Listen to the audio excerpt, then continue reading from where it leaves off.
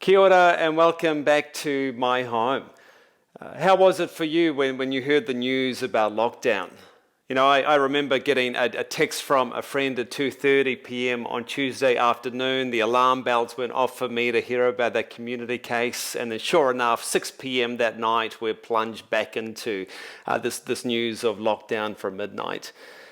And it's frustrating, isn't it? I know for me, it's the knowledge that we've had to postpone till and so. This inaugural vocational event, we had tickets all sold out for it, looking forward to it, and all postponed. For me, it meant postponing another event for Auckland church leaders. We had this overnight retreat, key leaders coming together to dream about Tamaki Makaurau, and again, all postponed. A staff hui we had, again, postponed. I came home on Tuesday night. Some of my kids were in tears because of the disruptions to some of the things they were looking forward to. It's hard, isn't it? It's disrupting. It's incredibly frustrating. And if you have a Bible, it helps us to know what to do with this. And so if you have a Bible, just turn over to the book of Ecclesiastes or find it on your phone. It's right there in the Old Testament. It begins this way. The words of the teacher, the son of David, king of Jerusalem. So this takes place like 3,000 years ago. The author sees himself as the son of David. And then he continues. He says, futile, futile, laments the teacher. Absolutely futile. Everything is futile. And these words are repeated again at the very end of the book, serving like these bookends with everything that he's about to say enveloped by this word, futile. A few verses later, he concludes, I've seen it all, and it's nothing but smoke and spitting into the wind. A life is a corkscrew that can't be straightened, a minus that just won't add up. And I can hear some of you saying to me right now, JD, can you just check that this is actually in the Bible? This is right in what scholars call the wisdom literature section of the Bible that talks about how to live life well. And then I can hear some of you say, well, surely there's some positive, uplifting words for us around these words, surely. But not so much. Effectively, the whole book is like this. And so when some people read this book of Ecclesiastes, which I hope you're going to do during this week of lockdown, the first reaction is, surely this can't be in the Bible. I mean, it's melancholic. The one that calls himself the quester, and that's the way we'll refer to him throughout the book, he's like this glass half empty type of guy. And it's tempting just to slam the Bible shut at this point or scroll over to books that are more familiar to us, perhaps like Ephesians or Galatians or the Gospel, something that might be uplifting.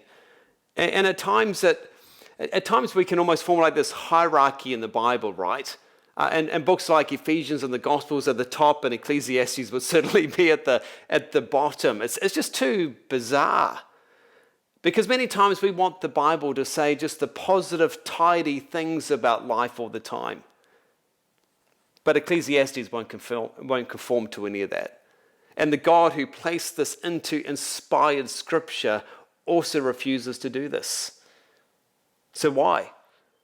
But I think the simple answer is because life is not tidy and clean. Life is not like this. And doesn't the pandemic remind us of this? It's unpredictable. Lockdowns, they happen to us. You see, what we see is that the quester is asking the tough intellectual and practical questions that we all have. He's not satisfied with those pat answers and platitudes that we have been given. In fact, part of his struggle is because the typical answers he's heard are just, at the end of the day, these unhelpful cliches. They're not really honest about the struggles, the lockdowns that we go through in life. See, many times we imagine a world that is very different to reality. And it's easy, isn't it, to try to live in this imaginary world that we craft for ourselves, isn't it? And imagination, it's a good thing. I love watching my younger kids turn our lounge or garden into a zoo or a hospital or a imaginary battlefield or an Olympic stadium. But there's also a difference between the pretend world and the real world. In the real world, you can't go to a shopping mall and buy everything that you want. In a real hospital, people are actually in pain and the doctors can't always provide a remedy. In the real world, real tears take much longer to dry. You see, Ecclesiastes is helping us to transition from this pretend world into a real world. It explodes these make-believe games and it wakes us up to the realization of what the world really is like. And it suggests to us, it tells us up front that the world is not clean and tidy like this imaginary world. The real world is very different. And it might surprise you based on the way I'm beginning, but the key theme in this book is actually about enjoyment. In other words, Ecclesiastes is like a manual showing us, telling us how it is that we can actually live well and enjoy life. But to get there, the quester, this author of Ecclesiastes believes we first need to grasp 4 unsettling truths. And here in the first 11 verses of chapter 1, he's going to show us these 4 unsettling truths. Are you ready to hear them? Well, maybe you're not, but I'm going to continue anyway. Unsettling truth number 1, life is short. To put it another way, you're going to die. I mean, it's shocking, isn't it, that he would come just so out front and be so shocking about this reality. But we spend so much time and energy trying not to die. The quester wants us to wake up to the reality and to realize that life is short. He says, futile, futile, laments the teacher. Absolutely futile. Everything is futile. He says like 5 times here in this one verse, and he's going to use that word 38 times throughout the book. In fact, the Hebrew word translated futile here is the Hebrew word cheval. Even though it has a B in the spelling, it's pronounced V in the Hebrew, just to be confusing to us. And many well-intended Bible translations take that Hebrew word cheval and they translate it as meaningless. I think that actually confuses it here, because it's certainly not the way it's translated anywhere else in the Old Testament like that. You see, if you remember back to English classes, maybe back at school or you're at school right now, you might remember your English teacher telling you about some words, how they can be onomatopoeic. In other words, words that say what they are trying to describe, what their word sounds like. And so you think like words like bang, or buzz, or boom, that this is describing what you're actually hearing. So when you say cheval, you might want to say it out loud with me, cheval. Cheval, it's this sigh, isn't it? It's all cheval. It's this breath. In fact, it can even be translated breath. You see, it's not about meaninglessness. A breath actually has value to the one who breathes it. But cheval can also be translated mist or smoke. Like here in the Message translation, it says smoke are nothing but smoke. There's nothing to anything, it's all smoke. So let's try creating some smoke for a moment to get the idea of what he's talking about here. I have no idea whether this will work, but let's see how we can go. So he says, this is what life is like. You can see it.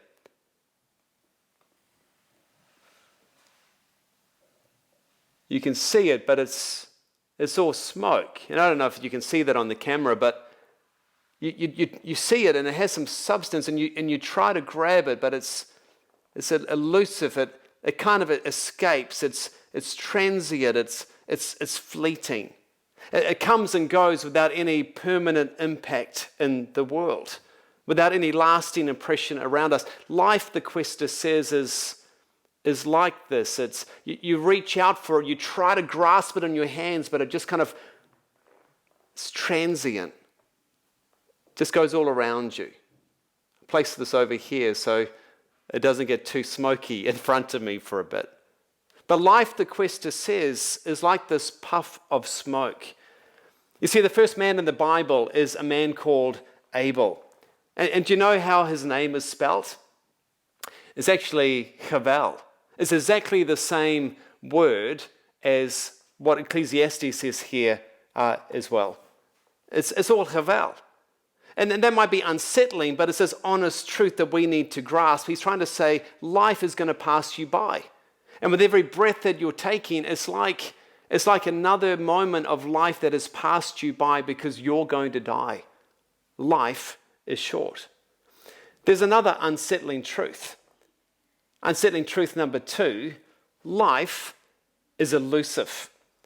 Now, he doesn't just say that life is short, but that life is elusive. Later in the chapter, he writes, everything he has accomplished is futile. It's like chasing the wind.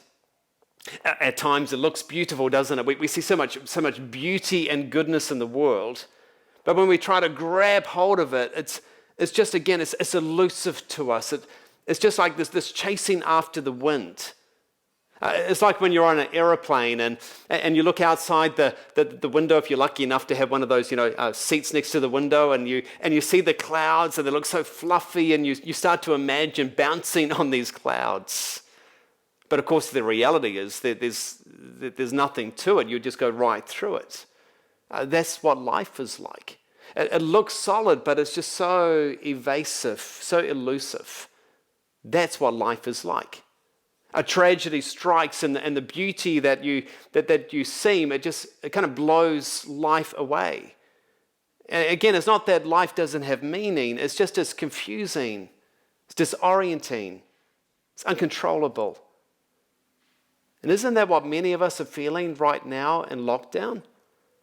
See, if our pandemic has taught us anything, it's that the things that we counted on, the things we took for granted, that the work, the leisure, society, even our family, it fractures, falls apart. It's all smoke and mirrors. So if you're a follower of Jesus, we can hear that, and immediately we can turn our mind to the hope that we have in Jesus, and we should do that. After all, the quester is examining his life BC, before Jesus even came. He's looking at this world that's broken and fallen, without the benefit of the resurrection of Jesus. But at the same time, if we're really honest with each other, even if you're a follower of Jesus, this is the reality of what we experience in the world, follower of Jesus or not. You see, the Apostle Paul talks about this over in the New Testament, over in Romans 8. And interestingly enough, he uses the same equivalent Hebrew word chavel, puts it into Greek, and it's also translated futile. He says, listen to this. For the creation eagerly waits. For the creation was subjected to futility. There's that Hebrew word, chavel. It's all subject to chavel. For we know that the whole creation groans and suffers together until now as the sighing. Not only this, but we ourselves also that have the first fruits of the Spirit, we groan inwardly, this chavel, this sighing, as we eagerly wait for our adoption, the redemption of our bodies. Do you hear what he's saying?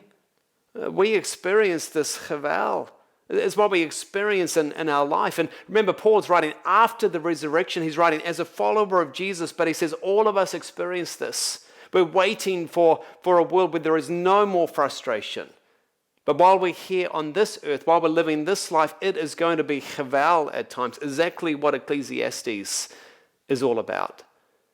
See, I think many times followers of Jesus can downplay the frustrations and the futility of living in this fallen world where there's chavel. And yes, eternity is going to be wonderful. But here on earth, Christian or not, there are going to be moments when you just sigh, and life is short, and life is evasive. But there's a third unsettling truth he mentions, just in case we needed some more. He says life is monotonous. There is the same old pattern to it all.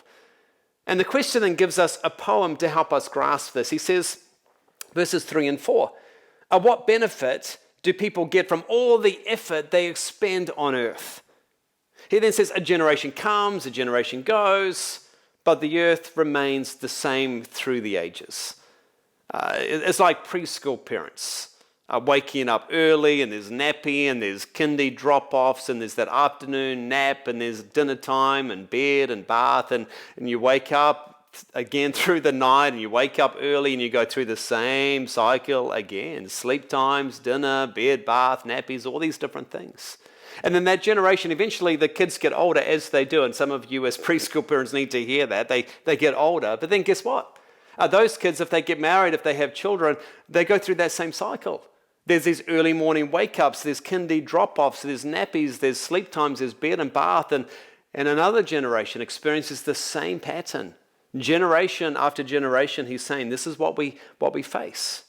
Then verse 4, the sun rises, the sun sets, it hurries away to a place from which it rises again. And this monotonous cycle continues. And you might be a teenager and you get this. You get up, you have some Weet-Bix, you go to school, you go to classes, or Zoom classes right now.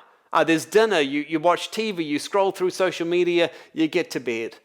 And the next morning you wake up, you have your Weet-Bix, you go to school, and you just go through this vicious cycle again. And then graduation comes, and it looks like it's going to change. But then guess what? You get a job, and you go to work. But you get up that morning, you have your Weet-Bix, you just go to work. And you come home and you have dinner and you go through this same cycle again. See, while there's all this activity, what the writer's saying is it doesn't seem to be going anywhere, that there's no movement.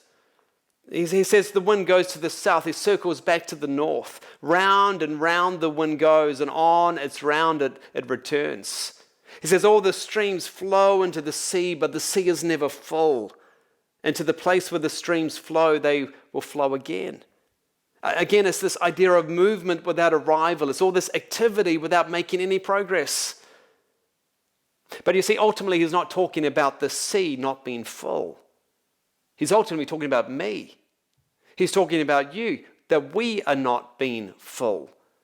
So we go through all this activity, but honestly, it's the same old pattern. It's monotonous. In fact, he says this next verse, all this monotony is tiresome. No one can bear it. No one can bear to describe it, he says. The eye is never satisfied with seeing, nor is the ear ever content with hearing. I mean, just think of the endless streams of movies and dinner experiences on holidays that stream through our lives, and yet we never say, I'm full, I'm satisfied. There's always another series to binge watch. There's always another podcast to listen to, and we're still not satisfied. And so often we think that something new is going to be out there, and we're going to grab it, and we're going to suddenly find it. But actually, he suddenly muses on this in verse 9. He says, what exists now is what will be, and what has been done is what will be done. There's nothing new on earth. Is there anything which someone can say, look, there's something new? And it's almost like the quester considers the possibility that there will be a new thing, perhaps some new invention today.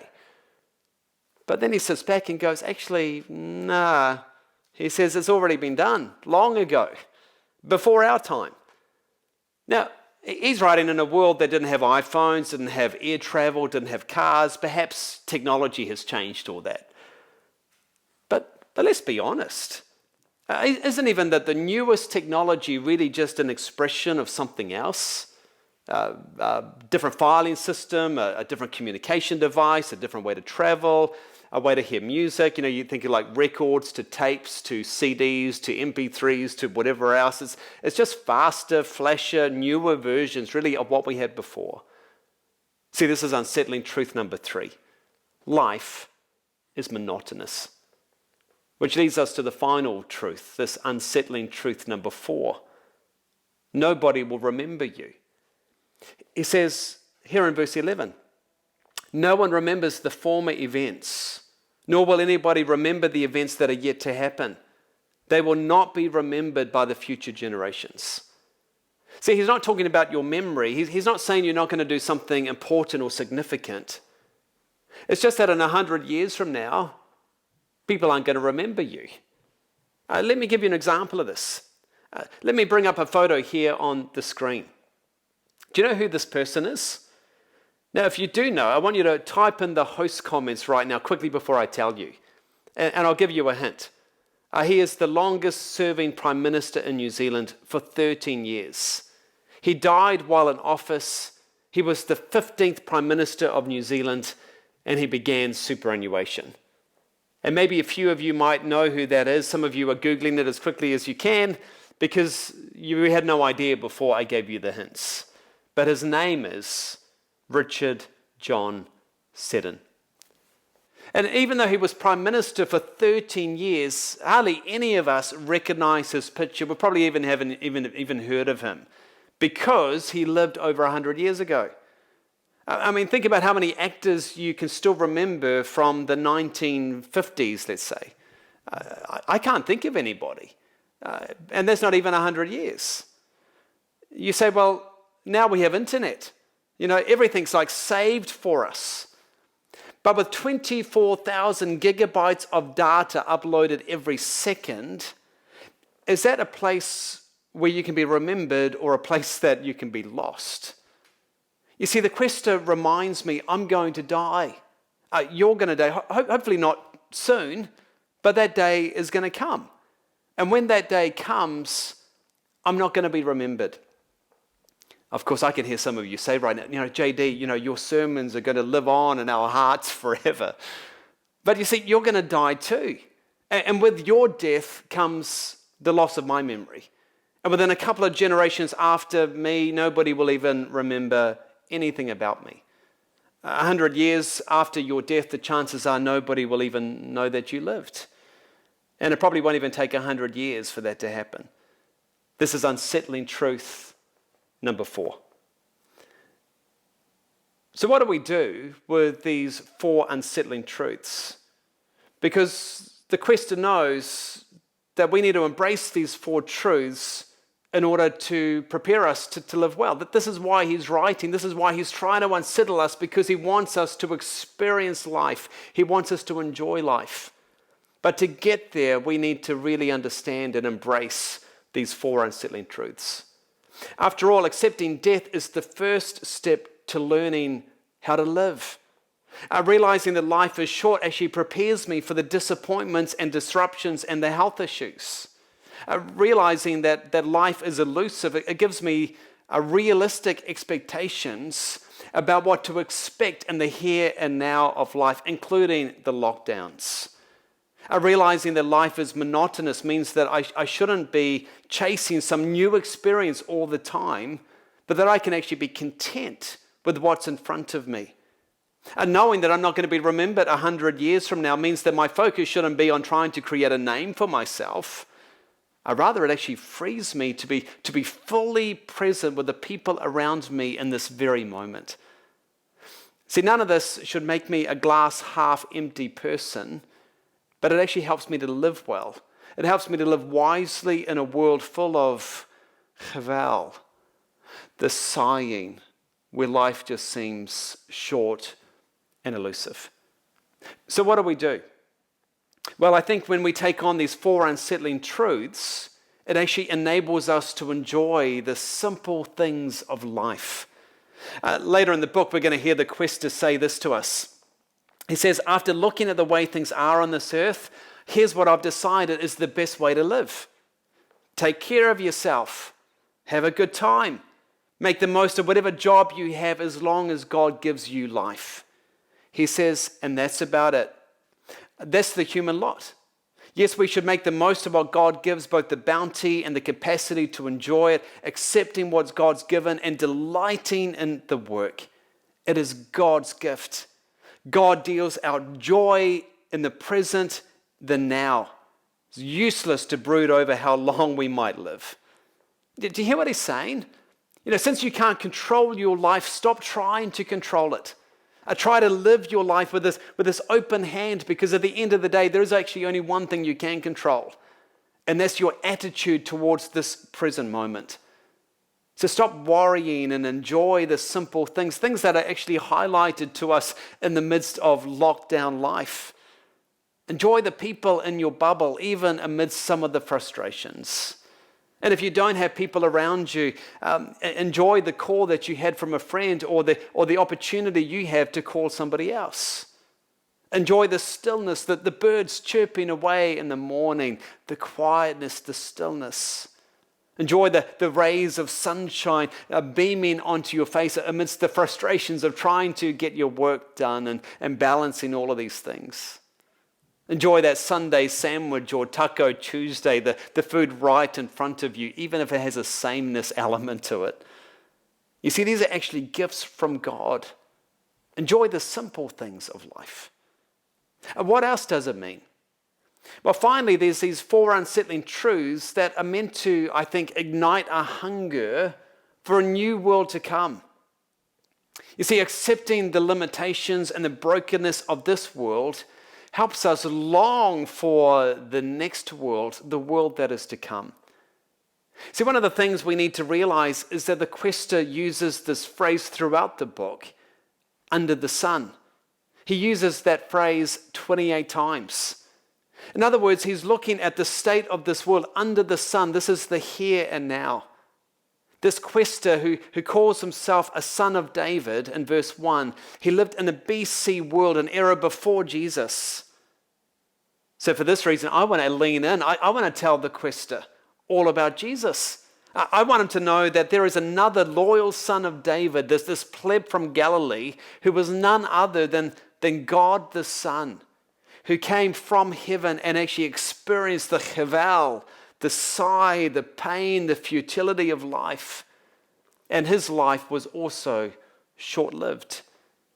But I also want him to know that in Jesus, a death and chevel is ultimately swallowed up in victory, that the death has lost its sting. That the resurrection shows us that life is not some zero-sum game, but there is substance, there is meaning, and is found in a personal relationship with Jesus. Now again, this doesn't stop, belief in Jesus doesn't stop us feeling that chevel, feeling that futility, that frustration of life under the sun. Of course we feel it.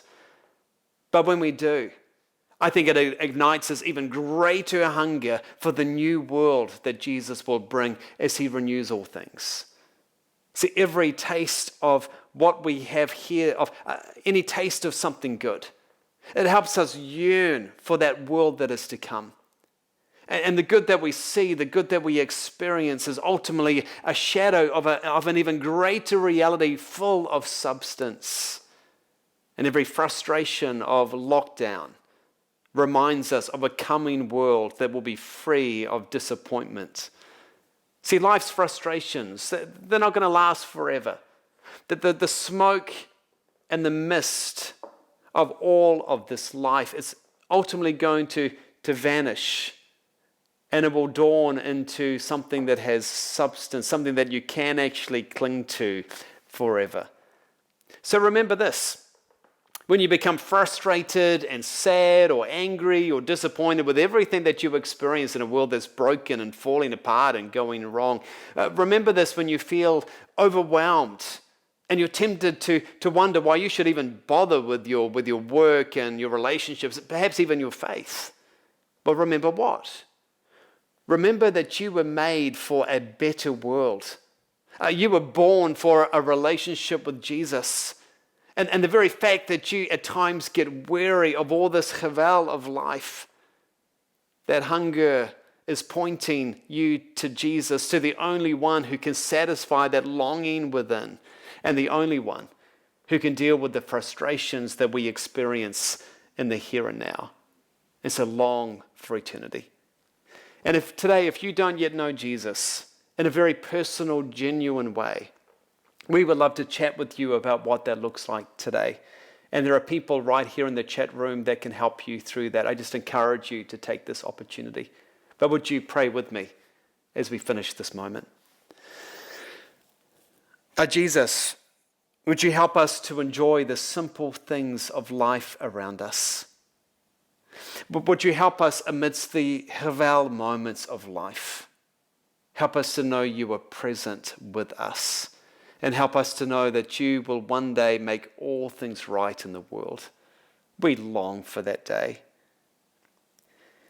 And perhaps you're tuning in today and you don't yet know Jesus. Perhaps would you just pray these words with me? Just make these words your own.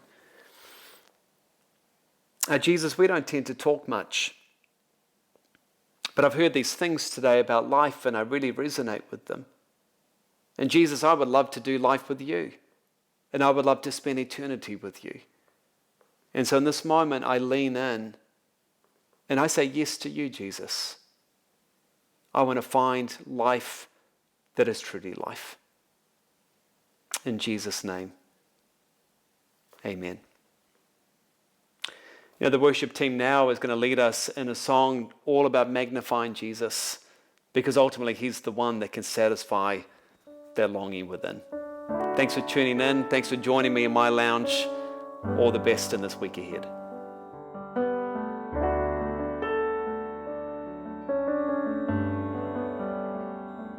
Were creation suddenly articulate with 1,000 tongues to lift one cry, and then from north to south and east to west, we'd hear Christ be magnified.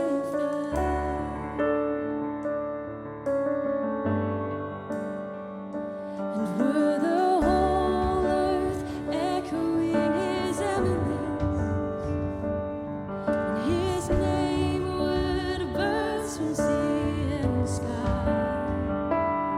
and from the rivers to the mountain tops, we'd hear Christ be magnified. And we sing it to him.